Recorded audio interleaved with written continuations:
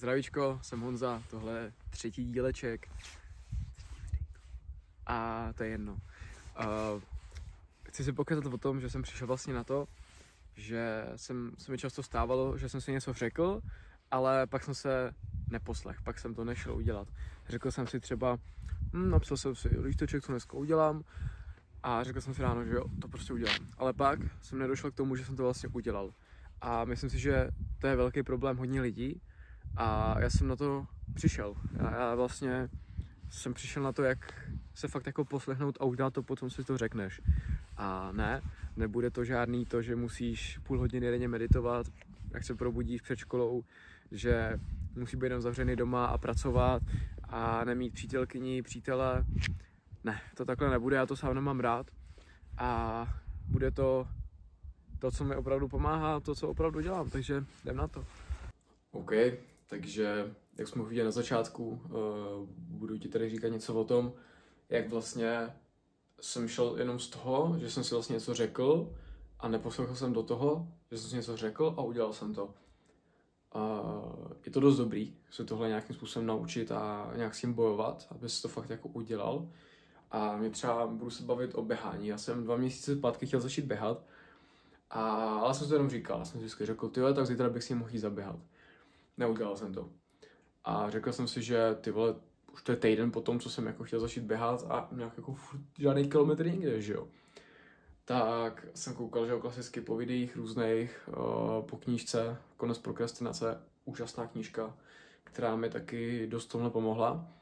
A určitě první bod, na který bych se zaměřil, je sám sebe se zeptat a odpovědět si, proč to pro tebe třeba bude dobrý, aby si v tom viděl nějaký pozitiva pro tebe, benefity. Pro mě třeba běhání bylo dobrý v tom, že po škole, která mě nebaví, to je takový jako zregenerování, je to takový refresh, jo, prostě, nebo potom, co jsem třeba dělal něco na počítači, pracoval jsem, hrál jsem hru, něco, tak jsem potřeboval nějaký fyzický pohyb, prostě, jo, vypadnout ven, nadechat si čistého vzduchu a být prostě fresh zase. Takže určitě tohle byly pro mě takový 2 hlavní body, abych se mohl posunout k tomu blíž to začít dělat. Takže to byl první a jdeme na druhý. Jako další je určitě začít zlehka. Fakt začít hrozně málo. Já jsem asi už to někde slyšel, možná je to takový, přijde mi asi ohraný, jsem taky hodně slyšel, ale nikdy jsem to nějak nechtěl uvěřit. Zkusil jsem to. Za prvý to bylo v knížce Konec prokrastinace a za druhý to doporučovalo dost lidí, kteří nějakým způsobem sledují a inspirují mě. A to je, třeba mý zkušenosti zase, začal jsem běhat a jak už jsem se znal, tak já jsem vždycky něco přepálil, jo, prostě nevím, začal jsem chodit do fitka a přepálil jsem to. A teďka jsem si řekl, že dám na ty rady a začnu fakt jako zlehka. Začal jsem týden běhat 500 metrů jenom a zdálo se mi to směšný, zdálo se mi to k ničemu, ale pak po tom týdnu jsem si řekl, tyhle, jako nebylo to úplně k ničemu, fakt jsem jako začal, bylo to málo, nebylo to nic jako námáhavého, ale prostě jsem to udělal. Převlíkl jsem se a šel jsem si zaběhat.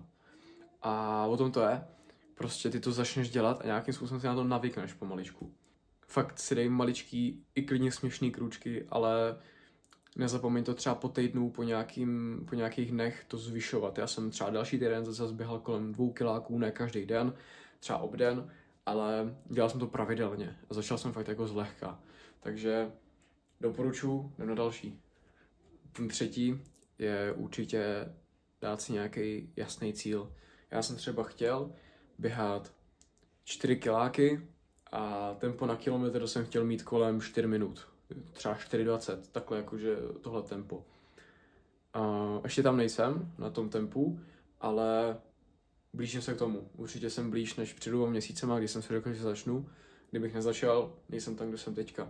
Je to jednoduchý, ale dej si reálný cíl a reálný čas na to splnění, aby tě to nepřeletilo a aby se pak třeba jako na sobě naštval, že jsi to nedal.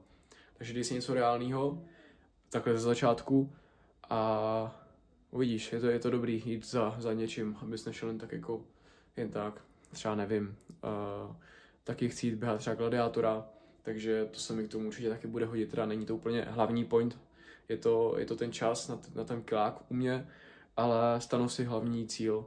A poslední, taková maličkost, ale pochval se. Fakt, není to egoistický, nic takového, prostě se pochval. Když to zvládneš, řekni si, jsi dobrý. A třeba, nevím, třeba si za to kup, jestli hraješ hry, kup si za to třeba nějakou hru, kup si něco dobrýho. Odměň se, běž na hambáče, je to úplně jedno, ale něco, co ti udělá takovou tu jako radost.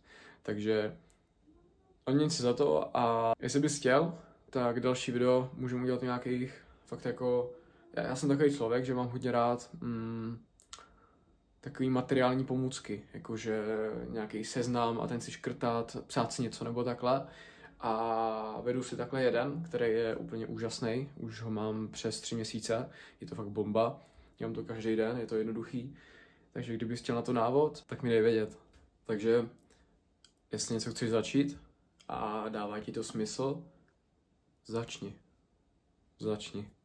Je to úžasný, když se něco dokáže.